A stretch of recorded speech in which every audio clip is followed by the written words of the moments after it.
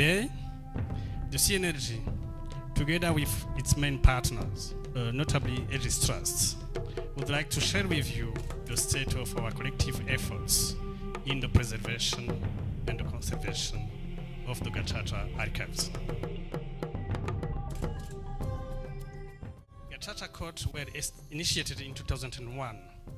The government of unity established after the 1994 genocide against the Tutsi struggled with developing just means for the human detention and prosecution of the more than 100,000 people accused of genocide, war crimes, and related crimes against humanity.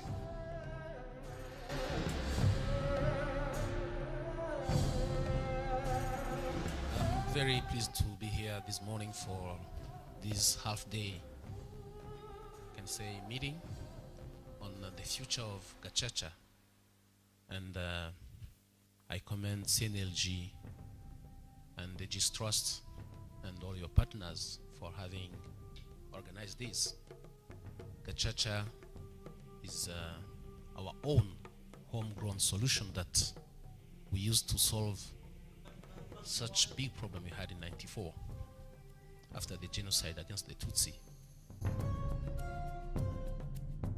In 2012, the government of Rwanda officially ended the Gacaca process. These records constitute an important archive with more than 60 million pages of eyewitnesses account, trial transcript, court judgment, and numerous other legal documents. Unquestionably, these extensive archives contain vital information on the 1994 genocide perpetrated against the Tutsi. It also represents an important element of our cultural heritage that needs to be preserved for future generations.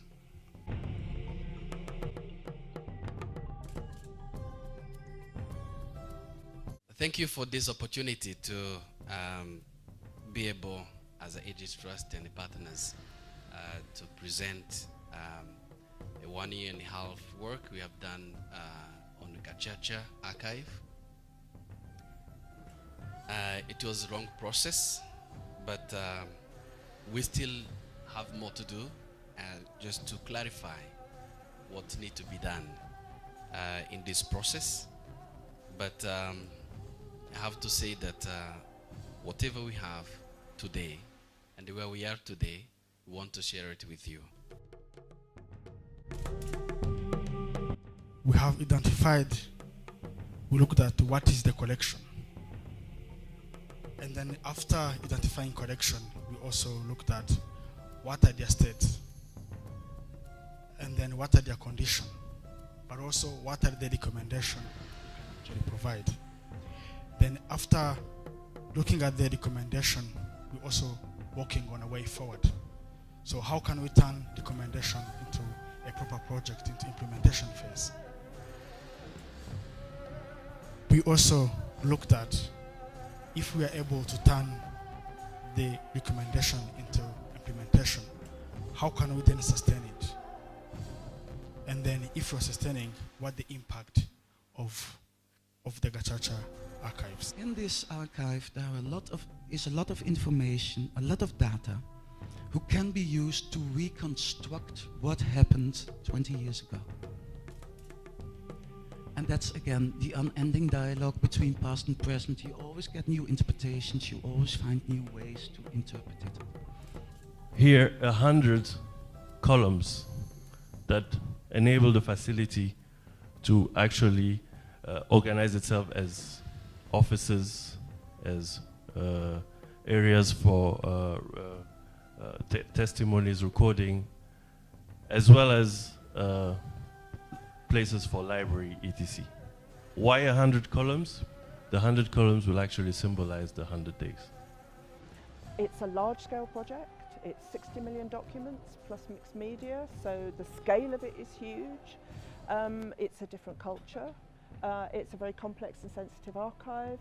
So for us, it presents a number of different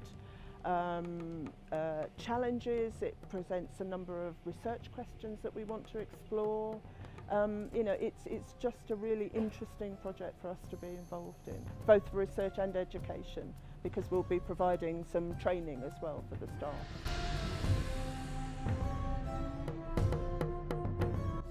I really appreciate the work done by CNRG and Aegis Trust. I know some of us are looking at this presentation as a dream, and for me, I'm convinced that this dream will be a reality. Government has committed to actually seeing the Genocide Archives and Documentation Center in place at least by 2018.